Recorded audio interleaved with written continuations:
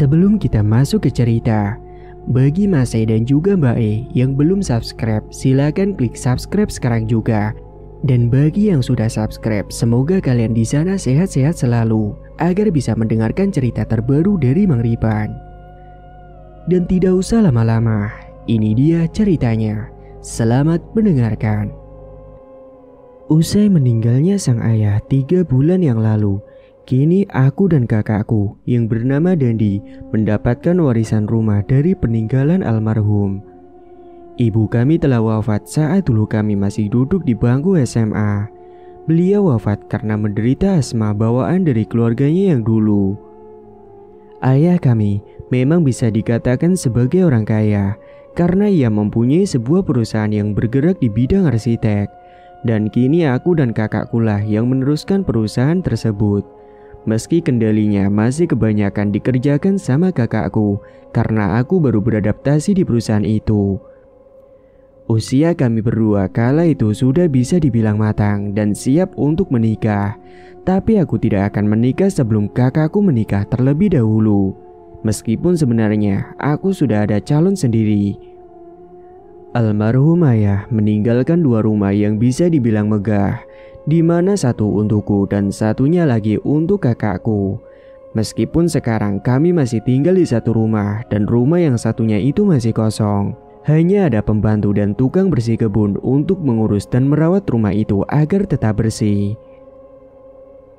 Keseharian kami seperti biasa, bangun pagi, sarapan, ke kantor dan bahas perusahaan bahkan meeting bareng dengan klien-klien kantor. Dan alhamdulillah, perusahaan yang kami lanjutkan itu semakin berkembang dan banyak tawaran kerja sama dari proyek-proyek besar.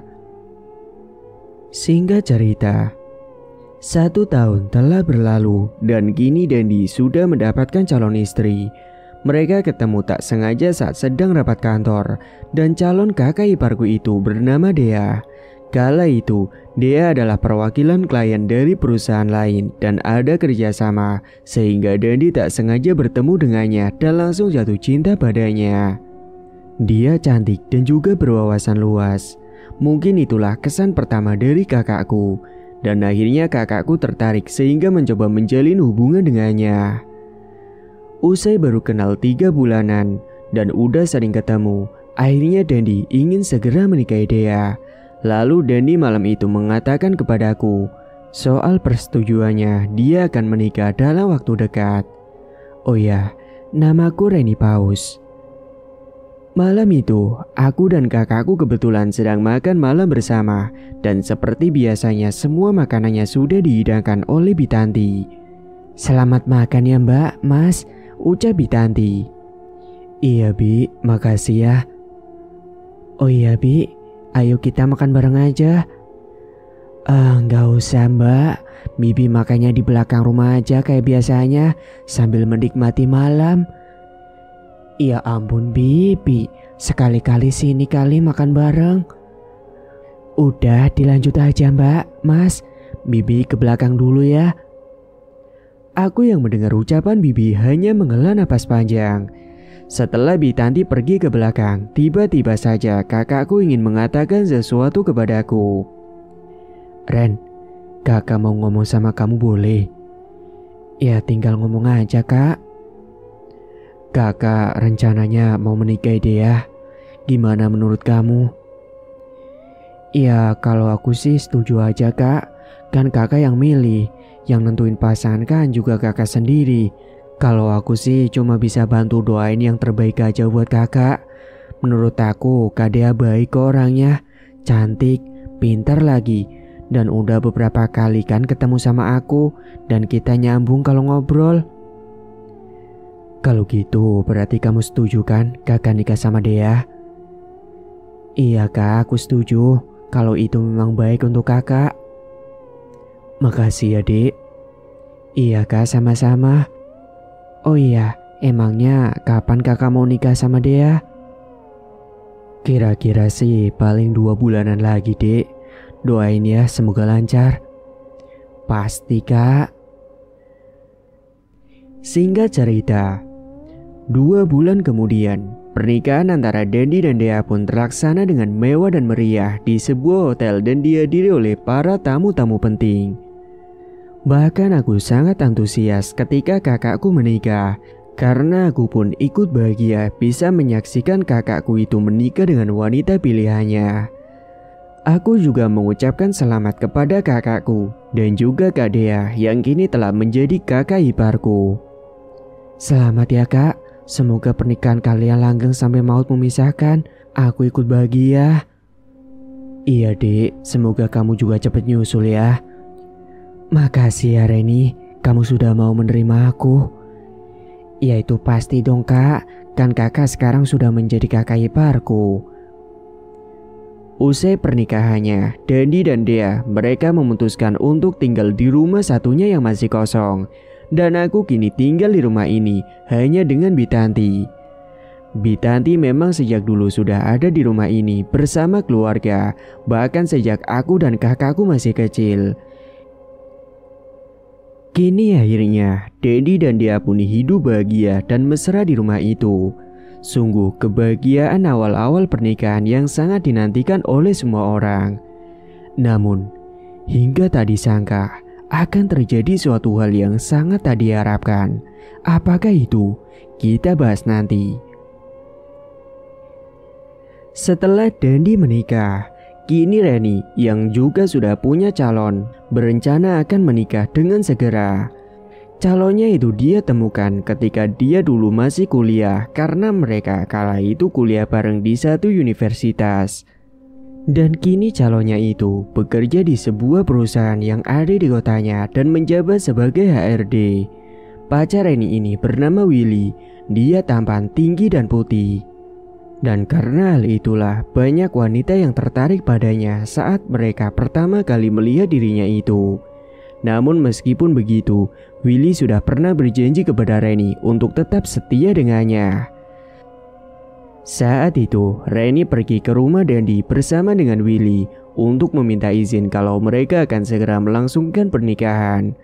Waktu itu Reni mengajak Willy ke rumah kakaknya saat malam hari, karena sejak pagi sampai sorenya mereka sibuk bekerja masing-masing. Dan sesampainya di rumah Dendi, mereka disambut dengan hangat dan tidak lupa Dendi serta Reni memperkenalkan Dea dengan Willy karena mereka belum berkenalan. Ya udah, yuk kita makan malam bersama. Kebetulan aku masak banyak, ucap Dea. Wah, kakak bisa masak ya ternyata. Iya dong Ren, makanya yuk kita coba masakan aku. Enak loh. Hebat kakak punya istri kayak Kak Dea. Sudah cantik, pinter, bisa masak, idaman lah pokoknya, ucap Rani memujinya. Ah, kamu bisa aja Ren. Udah, gak usah muji terus. Kan aku jadi salah tingkah nih, ucap Dea. Akhirnya malam itu mereka pun makan bersama di rumahnya Dendi. Sekalian Reni akan membicarakan soal pernikahannya dengan Willy. Jadi gini kak, kedatangan aku sama Willy kesini tuh mau minta izin sama kakak. Kalau aku sama Willy mau menikah. Oh ya bagus dong, kakak setuju banget kalau itu. Lah terus kapan mau menikahnya? Tanya Dendi. 1,5 tahun lagi kak. Loh kok lama banget? Iya kak, sekalian aku mau ngumpulin uang dulu, timbal Willy. Iya sebenarnya sudah ada sih kak, tapi itu si Reni itu mau pernikahan kita nanti dibuat seperti wedding mimpinya. Jadi ya aku harus ngumpulin uang lebih banyak lagi deh, ucap Willy. Oh gitu. Ya udah terserah kalian aja. Yang penting kakak setuju kalau kalian akan segera menikah. Iya betul, kalian berdua ini cocok loh, timbal dia. Singkat cerita, tak menunggu lama lagi, 6 bulan kemudian waktunya telah tiba. Reni dan Willy pun akhirnya menyusul menikah. Pernikahan mereka dilakukan di sebuah hotel yang mewah dan megah serta dihadiri banyak tamu undangan yang penting. Dan usai sah menjadi suami istri, Willy kini tinggal di rumah Reni. Karena katanya Reni tidak ingin pindah dari rumahnya itu. Meskipun sebenarnya Willy juga sudah memiliki sebuah rumah, namun dia manut saja dengan istrinya supaya bahagia. Singkat cerita, setelah 1 tahun pernikahannya Reni dan kakaknya yaitu Dadi, keluarga mereka masih baik-baik saja. Hingga ketika usia pernikahannya mereka itu di tahun kedua, mereka sama-sama belum diberikan momongan. Di keluarganya mereka, Dendi dan Reni ini setiap 1 bulan sekali, mereka selalu memutuskan untuk pergi liburan bareng, tentu dengan pasangannya masing-masing. Mereka akan berkunjung ke tempat wisata untuk sekedar menghilangkan stres. Namun di tahun ini, seolah ada yang tidak beres waktu mereka sedang liburan di Bali. Saat itu mereka menginap di sebuah villa yang ada di sana untuk beberapa hari. Di sana mereka akrab dan selalu asik ngobrol, bahkan mengabadikan momen-momen bersama dengan foto bersama. Namun Reni merasa ada yang tidak beres. Dia merasa curiga kepada suaminya. Kala itu di sore hari, matahari yang hampir tenggelam itu terlihat indah sekali. Dan Reni melihat kalau suaminya itu sedang berbincang dengan kakak iparnya, yaitu Dea, istri dari Kak Dandi. Mereka terlihat sangat akrab sekali. Rani memantau dari kejauhan di depan villa kamarnya, dan mereka berdua sedang duduk di tepi pantai sembari menikmati suasana pantai sore itu. Karena villa yang mereka pesan itu tepat sekali berada di depan pantai. Jadi saat mereka keluar akan disambut dengan pemandangan pantai yang begitu indah dan biru. Kok aku rasa Mas Willy sama Kak Dea akhir-akhir ini semakin akrab ya? Apa perasaanku aja? Gumamnya sembari menatap ke arah mereka. Ini mungkin cuma kekhawatiranku aja. Saat itu Reni pun mencoba untuk tetap berpikir positif kalau suami dan kakak iparnya itu dekat karena memang kini mereka telah berkeluarga. Tiba-tiba saja Reni dikagetkan dengan kedatangan kakaknya dari belakang. Kakak ngagetin aja, ucap Reni. Lagian kamu melamun liatin apa sih? Lalu Reni pun duduk di sebuah bangku yang ada di depan villa disusul oleh Dendi kakaknya. Kak, coba deh lihat mereka. Kakak melihat ada yang aneh gak sih hari-hari ini? Tanya Reni. Aneh gimana? Enggak Ren, kamu aja kali yang mikirnya macam-macam. Ya aneh kak, masa ya mereka deket banget gitu ngobrolnya? Loh kan mereka sekarang sudah jadi satu keluarga sama kita. Mereka kan kakak dan juga adik ipar. Willy suami kamu dan dia istri aku. Iya kak, tapi masa mereka deket banget gitu? Emangnya kakak gak curiga? Udah, kamu jangan mikir macam-macam. Gak baik tahu. Reni pun menghela napasnya dalam-dalam mendengar jawaban dari kakaknya itu. Sesaat kemudian, Reni melihat kalau dia itu genit kepada Willy. Dia mencolek tubuh Willy sambil mereka ketawa asik seperti sedang bercanda. Memang Willy itu mempunyai wajah yang tampan.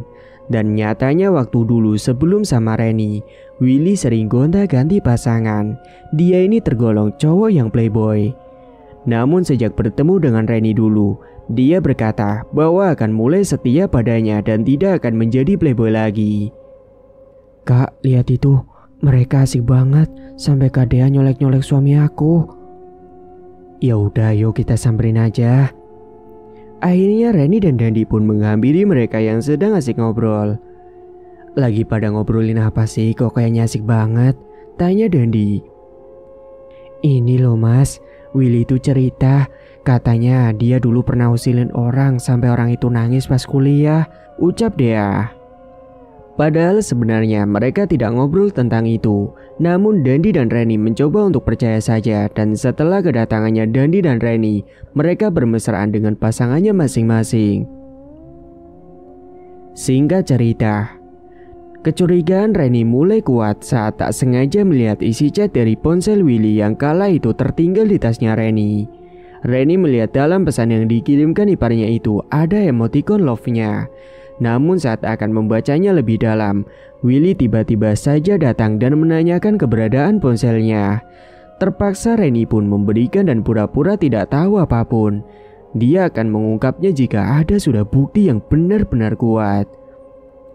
Kamu nyari apa ya mas? Iya sayang, kamu lihat gak? Ini ada di dalam tas aku tadi, ucap Reni. Oh ya aku lupa, makasih ya sayang. Hingga pada suatu hari, Willy ini susah banget untuk diajak me time oleh Reni. Dia selalu berdalih ada urusan kantor yang belum selesai dan selalu pulang telat. Kala itu, Reni yang di rumahnya dia minta ditemani oleh Bitanti untuk pergi ke mall. Karena dia ingin belanja dan sekalian mau beliin baju buat Bitanti yang sangat baik hati itu. Karena dia telah merawatnya sejak dulu dengan tulus layaknya seorang ibu. Waktu itu sekitar sore hari, Reni mengemudikan mobilnya bareng Bu Tanti menuju ke sebuah mall. Dan setibanya di mall, mereka berkeliling muter-muter mencari baju yang disukai. Awalnya Bitanti ini menolak karena tidak enak, namun Reni tetap memaksanya dan akhirnya Bitanti pun manut saja kepada Reni. Saat itu, Bitanti hanya memilih baju 2 saja. Akan tetapi Reni yang masih merasa kurang puas karena bibinya itu hanya memilih 2 baju. Akhirnya Reni sendiri yang memilihkan beberapa baju lagi untuk bibinya tanpa diminta. Usai berkeliling ke sana kemari, waktu pun sudah menunjukkan menjelang waktu Isya. Tadi mereka waktu maghrib mampir terlebih dahulu ke tempat ibadah yang ada di mall itu dan melaksanakan sholat di sana. Sekarang mereka hendak makan malam sekalian di resto yang ada di mall itu. Namun baru saja mereka hendak memesan makanan, Bitanti terkejut dan memberitahu kepada Reni saat dirinya itu melihat Willy dan Dea sedang berduaan di dalam mall itu. Mereka sedang makan bareng dan kelihatan mesra sekali. Bahkan yang bikin terkejut, Dea berkeliut manja kepada Willy dan bahkan mencium pipi Willy. Mbak, itu bukannya Mas Willy ya? Tanya Bitanti. Ayo mbak, kita samperin aja, kita labrak sekalian. Emosi Bitanti yang melihat hal itu. Tunggu Bi, jangan. Loh kenapa mbak? Biarkan saja dulu Bi, aku mau ngerekamnya dulu buat jadiin barang bukti. Lalu Reni melihat ke arah yang ditunjukkan oleh Bitanti. Dia juga langsung geram melihatnya, namun Reni mencegah Bitanti yang hendak melabrak mereka. Kemudian Reni mengabadikan momen adegan itu dengan memvideonya. Dan setelahnya Reni langsung menghubungi kakaknya, yaitu Dandi, dan menanyakan keberadaannya. Halo, kakak di mana? Masih di kantor, masih sibuk. Emangnya ada apa dek? Lah terus, Kak Dea sekarang di mana mas? Katanya sih tadi izin mau kumpul arisan sama teman-temannya. Katanya juga malam pulangnya. Terus apa Kak Dea akhir-akhir ini sering pergi kak? Iya, sering izin pergi kumpul sama temen katanya. Bahkan pulangnya juga sampai malam. Dek, Reni semakin yakin kalau Dea dan Willy selama ini telah berselingkuh. Kak, kakak kesini ya sekarang. Nanti aku Sherlock. Emangnya ada apa sih? Kak Dea sama Willy bohong mas. Karena mereka sekarang sedang jalan berdua. Itu artinya mereka selingkuh dari kita. Lihat nih video yang aku kirim ke kakak sekarang. Dandi nampak murka melihat video itu. Dia pun berkata akan segera menyusulnya. Namun saat itu tiba-tiba saja Dea dan Willy malah beranjak. Dan saat itu langsung diikuti oleh Reni dan Bitanti kemana mereka akan pergi. Ternyata mereka menuju ke sebuah hotel dan check-in di sana. Semakin geramlah Reni dan Bitanti. Reni langsung Sherlock lokasi pada kakaknya. Dan tak berselang lama, Dandi pun menghampiri Reni yang telah menunggu di depan hotel. Reni dan Dandi murka diikuti dengan Bitanti. Mereka langsung menuju ke kamar tempat Dea dan Willy sedang selingkuh. Dandi yang sudah sangat emosi langsung mendobrak pintu kamar mereka sampai jebol dengan tendangannya itu. Dia tidak peduli dengan merusak fasilitas yang ada di hotel itu. Itu urusan gampang karena nanti bisa diganti rugi. Dan saat pintu dibuka, mereka terkejut karena melihat Dea dan Willy sedang melakukan hubungan. Dendi yang melihat aksi mereka berdua pun langsung bertepuk tangan melihat itu. "Bagus sekali ya permainan kalian, luar biasa," ucap Dendi.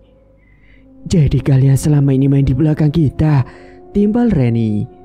"Aku gak nyangka sama kamu mas," imbu Reni. Saat itu Dea dan Willy hanya terdiam tidak bisa berkata-kata. Mereka langsung menutupi tubuhnya dengan selimut karena mereka saat itu sedang bugil bersama. Dan saat itu juga Reni akan mengajukan sidang perceraian dengan Willy tanpa menunggu persetujuan dari Willy. Begitu juga dengan Dendi yang berkata tegas mentalak Dea saat itu juga dan akan menceraikannya. "Mulai sekarang aku talak kamu. Aku gak sudi hidup bersama orang yang menjijikan, berbuat selingkuh dengan iparnya sendiri." Ternyata selama ini Dea dan Willy sudah sering ketemuan dan janjian tanpa sepengetahuan dari Dendi dan Reni.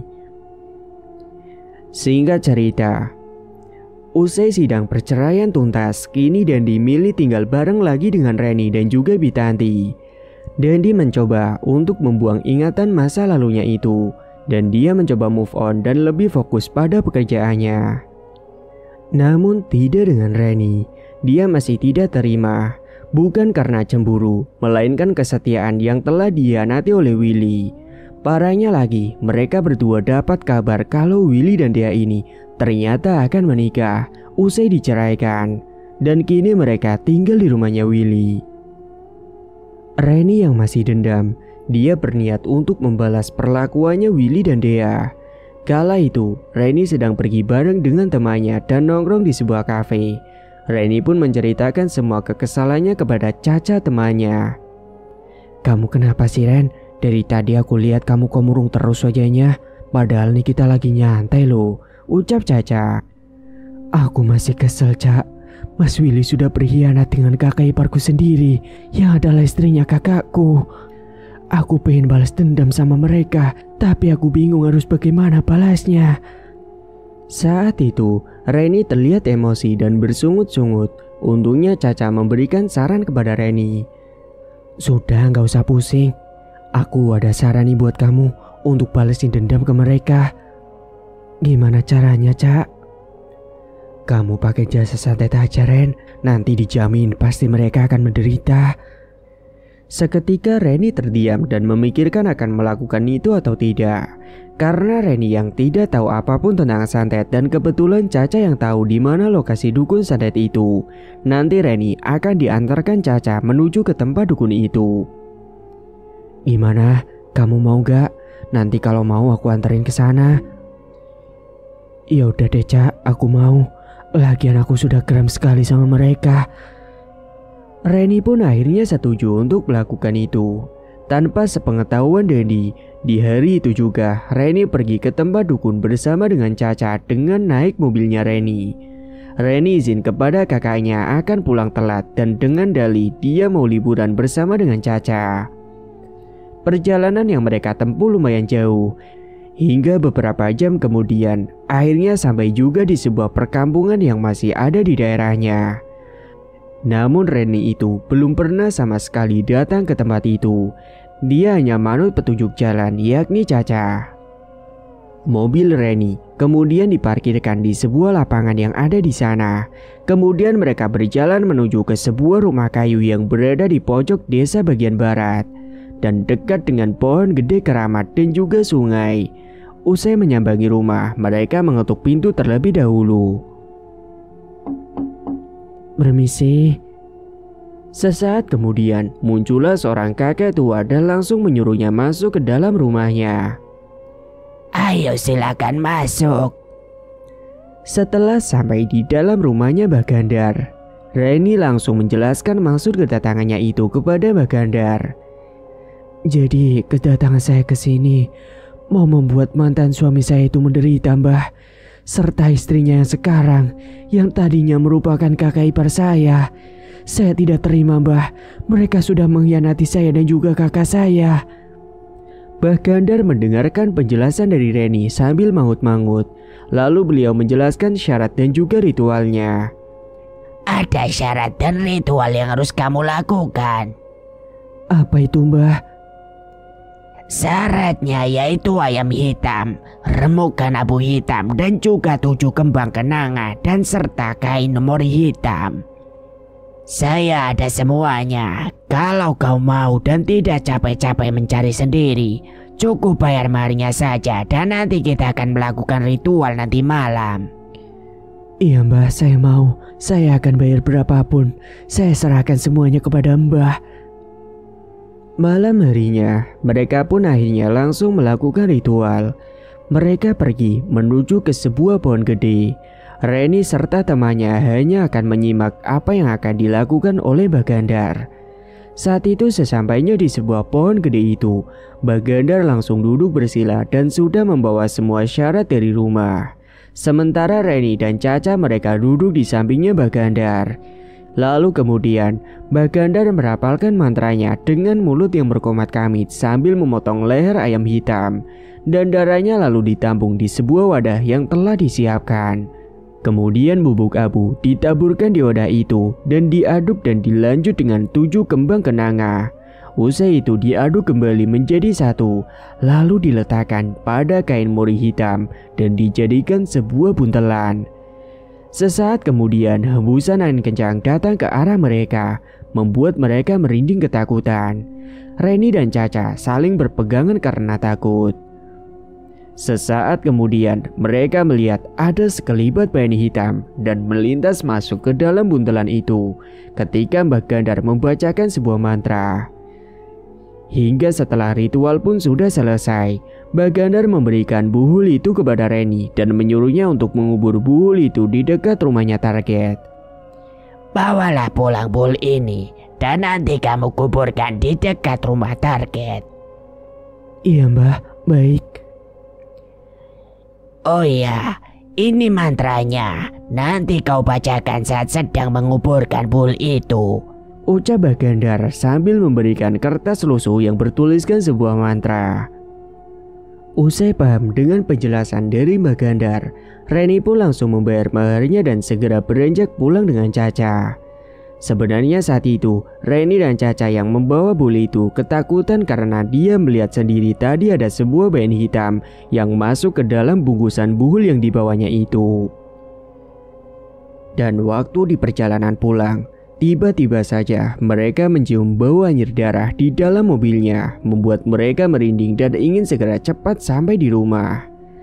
Akan tetapi saat itu Reni akan langsung mampir ke rumahnya Willy, nanti langsung menguburkan buhul itu karena dia ingin cepat mereka menderita. Dan malam harinya Reni diantarkan oleh Caca menuju ke rumah Willy. Sesampainya di sana, Reni pun langsung segera menguburkan di depan halaman gerbang rumahnya Willy dan membacakan sebuah mantra yang sudah diberikan oleh Bagandar.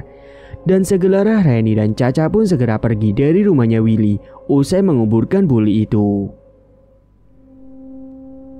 Beberapa jam setelah buhul itu dipendam di depan rumahnya Willy, Willy dan Dea yang sedang tertidur, mereka mendapati mimpi buruk. Mereka bermimpi berada di sebuah hutan yang sangat gelap dan mereka terikat di sebuah pohon yang besar dengan tali yang kuat. Mulutnya pun tersumpal dengan sebuah kain lusuh. Tiba-tiba saja saat itu muncul sosok wanita mengerikan dengan pakaian hitam lusuh serta tinggi besar. Mereka yang mulutnya tersumpal dengan kain lusuh tidak bisa teriak dan bahkan tidak bisa kabur karena tubuh mereka terikat kencang dengan pohon besar itu. Sosok itu mendekat ke arah mereka dan sosok itu membawa sebuah api yang berkobar dari tangannya dan api itu lalu diarahkan ke mereka. Willy terkena kobaran api tepat di anunya, sedangkan Dea kena kobaran api tepat di wajahnya. Mereka pun sontak kesakitan, akan tetapi mereka tidak bisa berteriak. Tidak hanya itu saja, sosok itu juga mengambil puluhan belatung busuk yang ada di bawah pohon itu dan menaburkannya ke badan Willy dan Dea. Mereka langsung keloncotan ketakutan, keduanya akhirnya pingsan di dalam mimpinya itu. Namun, di dalam mimpinya ketika mereka pingsan, malah di dunia nyata mereka terbangun. Dea dan Willy mereka ngos-ngosan saat terbangun dan tiba-tiba mereka merasakan sakit pada bagian anunya dan Dea pada bagian wajahnya yang tiba-tiba saja ada bekas luka bakar dan lebam. Tidak hanya itu, tubuh mereka mendadak menjadi gatal dan mengeluarkan bau yang sangat busuk dan juga menyengat. "Mas, kok aku jadi gatal semua sih badannya?" ucap Dea. "Sama aku juga." Hingga mereka mencoba untuk mandi malam itu juga sampai mereka berebutan. Setelah sudah mandi, namun mereka masih terasa gatal semua dan akhirnya mereka tidak bisa tidur sampai pagi. Keesokan paginya, mereka mandi lagi dengan menggunakan air hangat dan berharap rasa gatalnya itu bisa hilang. Namun kenyataannya malah tambah gatal sekali. Mereka juga menggunakan minyak wangi sangat banyak sekali supaya bau busuk yang berasal dari tubuhnya itu menghilang. Akan tetapi tetap saja bau busuk itu semakin menyengat masuk ke dalam hidung. Dan pagi itu pun mereka memutuskan untuk pergi ke rumah sakit untuk memeriksakan sakitnya itu. Mereka juga menggunakan baju yang tebal. Sesampainya di rumah sakit, mereka sampai diperiksa dengan dokter spesialis kulit untuk memeriksa keadaan kulit mereka. Namun menurut keterangan dari dokter soal gatal-gatalnya yang ada pada tubuh mereka itu hanya alergi biasa, padahal rasanya sangat gatal sekali. Akan tetapi soal lebam dan bekas luka bakar mereka itu tidak teridentifikasi. Dan kala itu dokter hanya memberikan obat sesuai apa yang dokter pahami. Hingga mereka berdua pun akhirnya kembali pulang ke rumah. Willy yang biasanya berangkat ke kantor, akhirnya dia hanya di rumah saja karena dia merasakan gatal yang teramat. Takutnya kalau dia berangkat kerja malah nanti tidak fokus sama sekali. Apalagi tubuhnya kala itu sangat busuk baunya. Malam harinya, Dea yang sedang menyiapkan makan malam di dapur, dia sembari merasakan gatal-gatal yang ada pada tubuhnya. Tiba-tiba saja, dia melihat ada sekelebat bayangan hitam yang melintas di sekitarnya. Sontak membuatnya terkejut ketika melihat bayangan hitam itu. Dia sampai merinding ketika hembusan angin lewat dan dia mencium bau busuk yang menyengat. Sesaat kemudian dia dikejutkan ada yang mengetuk pintu dapurnya beberapa kali. "Siapa yang lewat dari belakang rumah? Kok ada yang ngetuk pintu? Buka nggak ya?"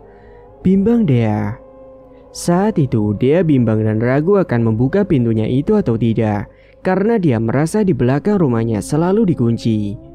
Tapi suara ketukan pintu itu terdengar beberapa kali membuat dia semakin gemetaran dan semakin merinding. Akhirnya dia pun mencoba untuk membuka pintunya itu. Dia mengendap-endap untuk membuka pintunya. Sementara saat itu, Willy sedang berada di ruang tengah sedang nonton televisi. Ketika pintunya itu dibuka, betapa terkejutnya Dea melihat tepat di hadapannya itu ada sosok wanita tinggi besar dengan rambut acak-acakan, sama persis dengan yang dia lihat di dalam mimpinya itu. Dan sosok itu juga membawa sebuah bola api yang ada di genggaman tangannya. Sontak dia yang melihat itu langsung terdiam terbujur kaku, tidak bisa apa-apa. Jantungnya berdegup kencang, tubuhnya gemetaran, tangannya pun mulai dingin. Sesaat kemudian, akhirnya dia pun ambruk pingsan karena tidak kuat melihat sosok itu. Dia terkapar di ambang pintu dapur. Sementara saat itu, Willy mencium bau gosong dari dapur karena dia meninggalkan tempe goreng yang sedang dia masak. Setelahnya Willy pun mencoba mengecek dapur dan mematikan kompornya. Dia mencari keberadaan Dea yang entah kemana. "Ini orang kemana sih? Kok masak ditinggal sampai gosong?" Lalu Willy terkejut ketika melihat istrinya itu sudah terkapar di lantai tepat di ambang pintu dapur. Dan segera dia langsung membawa Dea ke ruang tengah. Dia mencoba untuk membangunkan Dea yang belum sadar juga. Kemudian beberapa saat kemudian, akhirnya dia pun tersadar. Namun masih dalam keadaan bingung karena dia juga merasakan pusing pada kepalanya akibat terbentur lantai. "Kamu kenapa, Dek?" "Aku lihat ada sosok menyeramkan Mas yang ada di mimpi." "Kamu halu kali, Dek." "Beneran, Mas." Malam harinya ketika mereka sedang tidur, seketika Willy terbangun karena dia ingin buang air kecil. Akhirnya dia bangkit dari kasurnya dan beranjak pergi ke kamar mandi. Ketika Willy sedang berjalan menuju ke kamar mandi, Tiba-tiba saja dia mendengar ada suara tirai kamar satunya yang dia lewati itu terbuka dengan sendirinya. Sontak Willy terperanjat dan melihat ke arah tirai yang terbuka sendiri itu. Namun saat itu dia masih tetap berpikir positif dan tidak menghiraukan lagi. Karena waktu itu dia sudah benar-benar kebelet ingin buang air kecil dan dia pun melanjutkan perjalanan menuju ke kamar mandi. Dan saat Willy sedang berada di dalam kamar mandi, tiba-tiba saja Willy mendengar ada suara yang mengetuk pintu kamar mandinya dari luar. "Iya bentar sayang," jawab Willy. Dia kira saat itu yang mengetuk pintu itu adalah istrinya yang hendak buang air kecil. Akhirnya Willy pun segera menyelesaikan buang air kecilnya itu dan segera beranjak keluar. Namun saat dia keluar membuka pintu kamar mandinya, dia terkejut karena di depan itu tidak ada istrinya. "Loh, Dek, kamu di mana, Dek?" ucapnya sembari mengedarkan pandangan. Akan tetapi tidak ada siapapun di sana. Hingga akhirnya membuat Willy merinding dan dia pun takut, apalagi saat itu waktu tengah malam sekitar pukul 2 dini hari. Sontak dia langsung berjalan terbirit menuju ke kamarnya karena ketakutan. Saat dia sedang berjalan ingin kembali ke dalam kamar, tiba-tiba dia melihat ada tiupan angin di tengkuk lehernya membuat bulu kuduknya berdiri. Dia sampai mengelus lengan tangannya karena merinding. Dan sesaat kemudian dia melihat ada sekelebat bayangan hitam dari pandangan sampingnya. Sontak dia pun langsung terperanjat dan dia tiba-tiba saja mendengar ada langkah kaki dari belakangnya. Saat itu Willy kira dia bercanda dengannya. Tadi ngumpet dan dia sekarang berjalan dari belakangnya. Akan mengejutkan dirinya. "Dek, kamu mau bercanda ya? Malam-malam gini kok ngajak bercanda sih?" ucap Willy. Namun tidak ada sautan dari ucapannya itu. Dan itu membuat Willy penasaran. Dia pun langsung mencoba menoleh ke belakang. Betapa terkejutnya Willy ketika dia melihat di belakangnya itu ada sosok wanita tinggi besar. Sosok itu sangat mengerikan dan baunya sangat busuk sekali, membuat Willy terdiam kaku tidak bisa bergerak sama sekali. Tubuhnya langsung gemetaran, mulutnya terasa terkunci tidak bisa berteriak. Sampai akhirnya Willy yang tidak kuat melihat sosok itu pun ambruk pingsan di tempat. Keesokan paginya, Dea yang sudah bangun, dia hendak pergi ke kamar mandi untuk cuci muka. Dia malah terkejut ketika melihat suaminya sudah terkapar di lantai. Mas, kamu kenapa mas?" Karena Dea yang tidak kuat untuk mengangkat tubuhnya Willy, akhirnya dia biarkan saja di lantai. Dan dia segera mengambil minyak angin kayu putih untuk mencoba membangunkannya. "Mas, bangun mas." Dan beberapa saat kemudian, akhirnya Willy pun bangun. Dia langsung bangkit duduk dan dipapa oleh Dea menuju ke ruang tengah. Dia akhirnya duduk di sofa depan televisi yang berada di ruang tengah. "Bentar ya mas, aku buatin teh hangat dulu." Lalu Willy menganggukkan kepalanya menjawab ucapan Dea. Setelahnya sesaat kemudian Dea pun datang dan membawakan teh hangat untuk Willy. "Ini mas, diminum dulu." Segera Willy menegak segelas teh hangat yang sudah dibuatkan oleh Dea. "Kamu kenapa mas? Kok bisa terkapar di lantai?" "Semalam aku mau buang air kecil, terus ada yang ngetuk pintu, Dek. Aku kira itu kamu, tapi pas aku keluar ternyata tidak ada siapa-siapa. Akhirnya aku jalan lagi mau ke kamar. Malah dengar ada langkah kaki di belakangku. Aku kira itu juga kamu yang bercandain aku. Tapi pas aku menoleh ke belakang, ternyata ada sosok wanita tinggi besar, Dek. Ngeri banget. Jangan-jangan itu sama seperti yang aku lihat, mas." Seketika mereka pagi itu merinding kalau mengingat melihat sosok itu. Sesaat kemudian mereka tiba-tiba merasakan gatal-gatal lagi. Dan rasa gatalnya itu sampai perih, sampai mereka menggaruk-garuknya dengan keras sekali. Bahkan mereka mengambil benda yang dilihatnya untuk membantu menggaruk-garuk tubuhnya yang sangat gatal itu. Willy pun sampai menggarukkan punggung pada tembok rumahnya. Hingga akhirnya mereka memutuskan untuk pergi ke rumah sakit yang lain untuk periksa. karena obat yang ada di rumahnya sudah pada habis dan mereka pikir karena obat sudah habis jadi rasa gatalnya itu akan kumat lagi. Sementara di sisi lain, Reni dan Dandi hidupnya seperti biasa, fokus berangkat ke kantor mengurus perusahaan peninggalan ayahnya, dan mereka mencoba melupakan masa lalunya masing-masing. Reni belum tahu keadaannya Willy dan Dea karena mereka tidak pernah saling berkabar. Pagi itu, Reni dan Dandi yang akan berangkat ke kantor. Mereka berangkat sama naik satu mobil, yaitu mobilnya Dandi.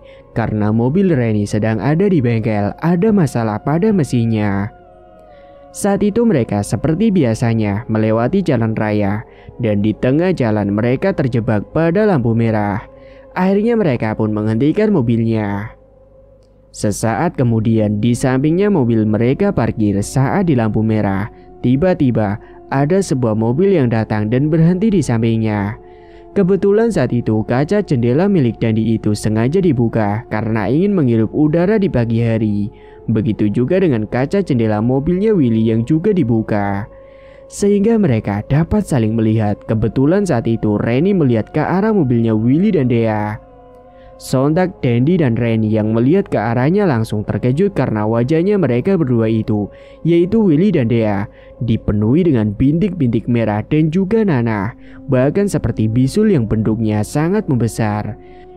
Dandi pun heran melihatnya, namun berbeda dengan Reni yang merasa puas dengan apa yang telah dialami mereka. Apalagi saat melihat Willy menggaruk-garuk wajahnya. Mereka yang cantik dan juga ganteng seketika berubah wajahnya menjadi buruk rupa. Sesaat kemudian, lampu lalu lintas pun berubah warna hijau. Dan saat itu Willy langsung tancap gas lebih dulu, mungkin karena malu atau mereka sudah tidak tahan dengan rasa gatalnya itu. Sementara di dalam mobilnya itu, Randy dan Dandi membicarakan mereka. Dandi masih tidak menyangka dan heran dengan apa yang dialami mereka. Itu mereka kok sekarang gitu ya dek? Biarkan sajalah kak, mungkin itu azab buat mereka, ucap Reni. Aku tidak nyangka loh sampai mereka begitu. Apa penyakitnya ya? Udah kak, gak usah dipikirin.